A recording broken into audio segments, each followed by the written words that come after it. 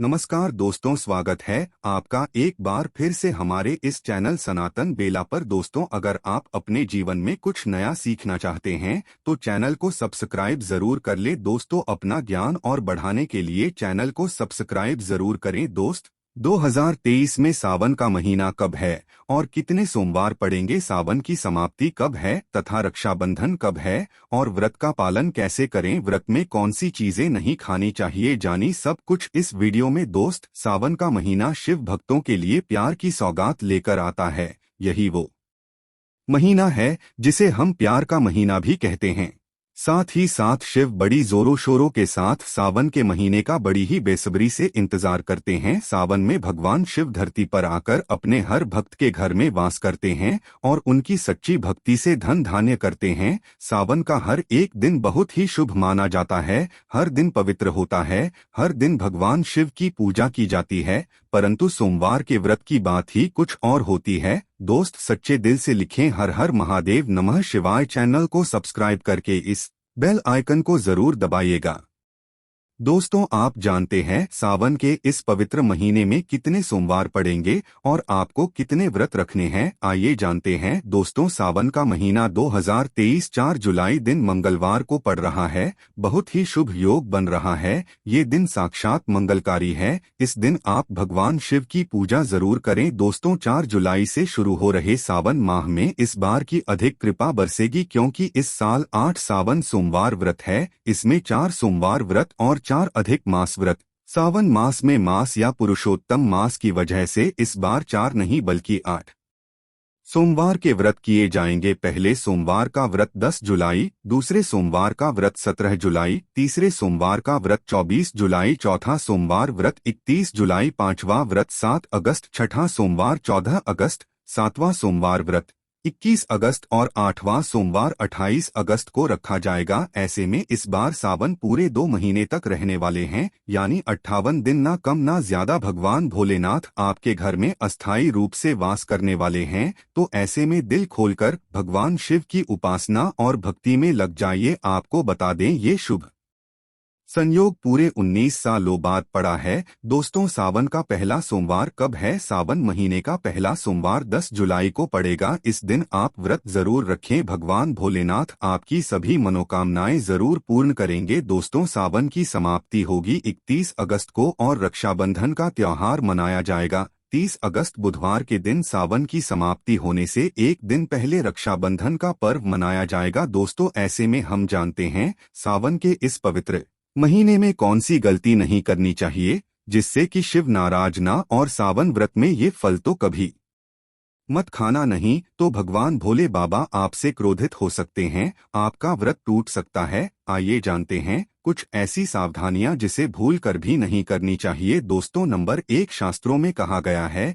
कि व्रतधारी को उधार मांगकर फल आदि नहीं खाना चाहिए, इससे पाप लगता है और व्रत अधूरा रह जाता है। सोमवार का व्रत हो या कोई भी व्रत क्यों ना हो, पड़ोसियों से मांगकर व्रत आदि में फल वगैरह नहीं खाना चाहिए। व्रत में उधार मांगकर खाने से व्यक्ति का व्रत झूठा हो जाता है। ईश्वर की शरण में आने पर व्यक्ति को झूठ नहीं बोलना चाहिए, कर्ज नहीं लेना चाहिए, चुगली आदि नहीं करना चाहिए, उधार मांगकर भी नहीं खाना चाहिए। अगर आपको कोई अपनी मर्जी से खाने के लिए व्रत में कुछ देता है तो उसे आप खा सकते हैं, परंतु व्रत में कम से कम उधार मांगकर फल आदि नहीं चाहिए, इससे पाप लगता है और व्यक्ति की पवित्रता भंग हो जाती है। दोस्तों, नंबर 2, सोमवार का व्रत हो या साबुन का व्रत, आपको नाशपाती नहीं खाना चाहिए। दरअसल इस फल का नाम नाश यानी नाश करने वाला होता है, इसीलिए इस फल को व्रत में नहीं खाना चाहिए। व्रत आदि को छोड़कर किसी और दिन आप कभी भी खा सकते हैं, परंतु अगर जिस दिन आपका व्रत हो उस दिन न का सेवन नहीं करना चाहिए,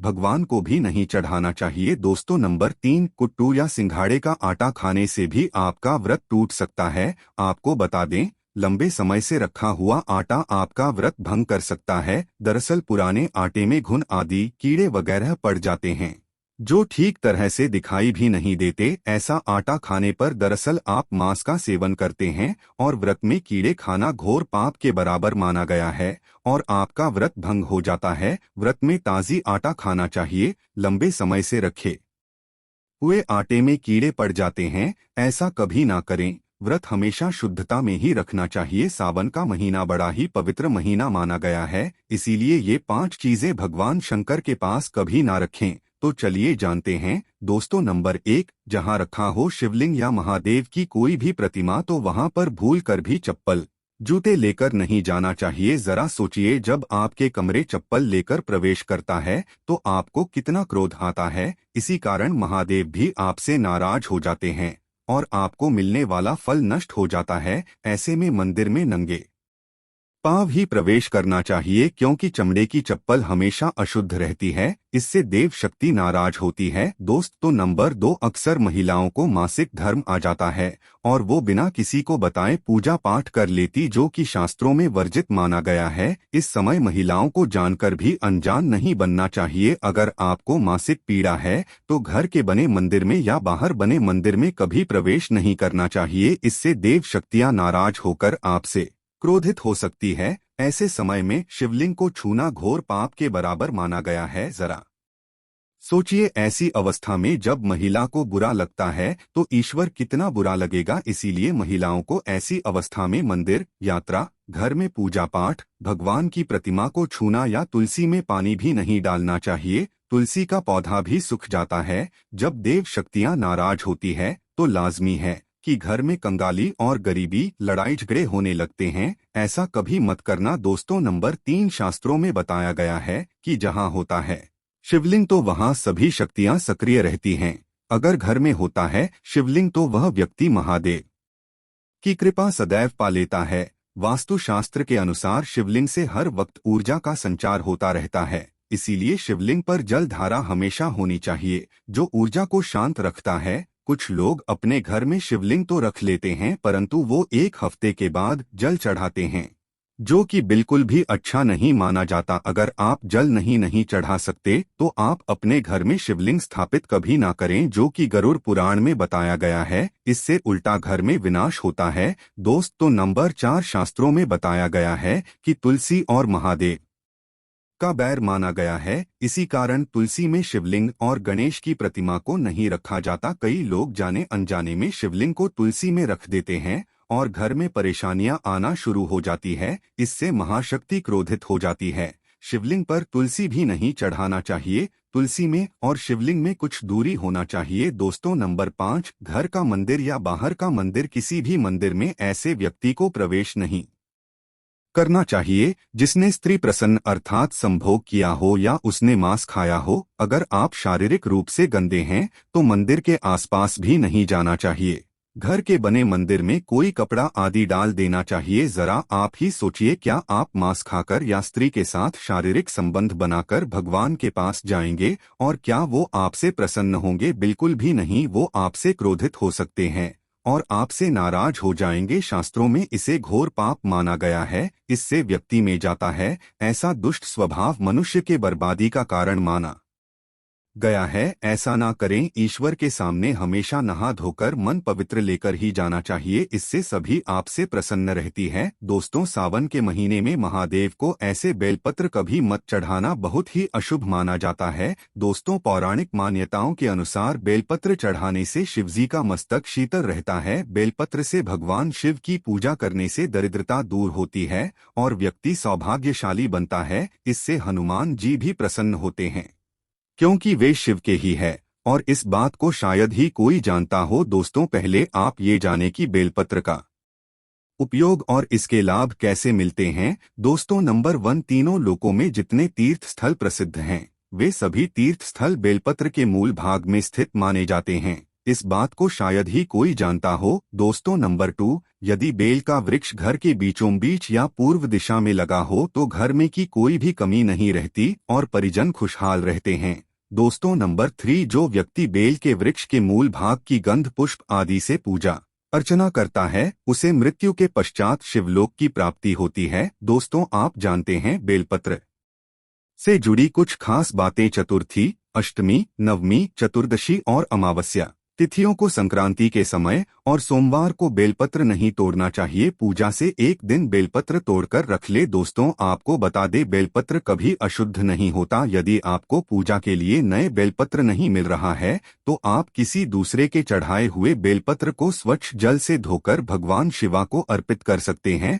दोस्तों, बेलपत्र में 3 पत्तियां होनी चाहिए। कटी फटी पत्तियों का बेलपत्र भगवान शिवा को अर्पित गलती से भी मत करना। कटी फटी पत्तियों को अर्पित करने से शिवा का अपमान जाता है और बेलपत्र का भी। इसीलिए बेलपत्र की पत्तियां एकदम साफ होनी चाहिए। दोस्तों, सावन के इस पवित्र महीने में अगर जिस व्यक्ति को 5 संकेत मिल जाए तो इससे ये पता चलता है कि महादेव आपकी भक्ति से बहुत प्रसन्न है और आपको धनी होने से कोई भी नहीं रोक सकता। तो चलिए जानते हैं। दोस्तों, नंबर 1, बेल का दरवाजे पर आना। नंदी महाराज भगवान भोलेनाथ के वाहन हैं। नंदी को शिव का द्वारपाल भी कहा गया है।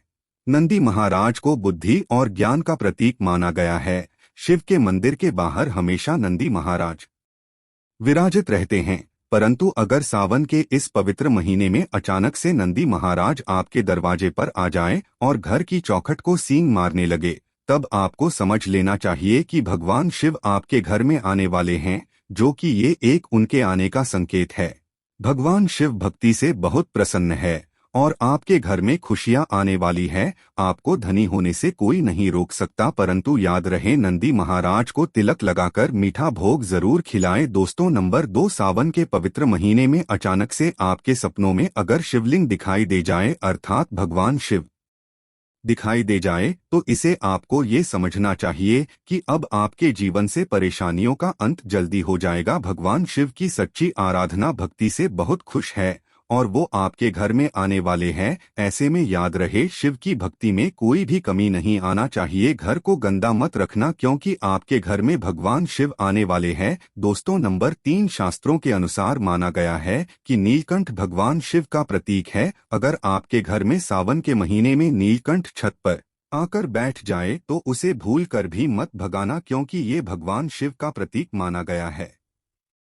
ऐसे में आपको होना चाहिए, क्योंकि भगवान शिव आपकी भक्ति से बहुत खुश हैं। शास्त्रों में बताया गया है कि नीलकंठ अगर मनुष्य के घर पर आकर बैठ जाए तो साक्षात घर में महाशिव के आने के संकेत माने गए हैं। अब आपके बुरे दिन जाने वाले हैं। कहते हैं, श्री राम ने इस पक्षी के दर्शन करने के बाद ही रावण पर विजय हासिल की थी। दोस्त, तो नंबर 4, सावन के पवित्र महीने में अचानक से घर में काला सांप निकल आए तो बहुत ही शुभ माना गया है। इसे बिल्कुल भी ना मारे। ये भगवान शिव आने का संकेत है। जिनकी भक्ति से महादेव प्रसन्न होते हैं, तब महादेव किसी खास अवसर पर ही अपने दर्शन देते हैं। सावन का महीना बहुत ही पवित्र महीना माना गया है। यही वो महीना है जिसमें भगवान शिव धरती पर आते हैं और उसी घर में अपना वास बना लेते हैं। जो सच्चा भक्त होता हो, सपनों में किसी मंदिर में नाग नागिन का जोड़ा देखना बहुत ही शुभ माना गया है। ये घर में शिव के आने के संकेत है। अब आपको खुश होने जरूरत है। दोस्तों, नंबर 5, सावन के शुभ अवसर पर सोमवार के दिन डमरू की आवाज, घंटियों की आवाज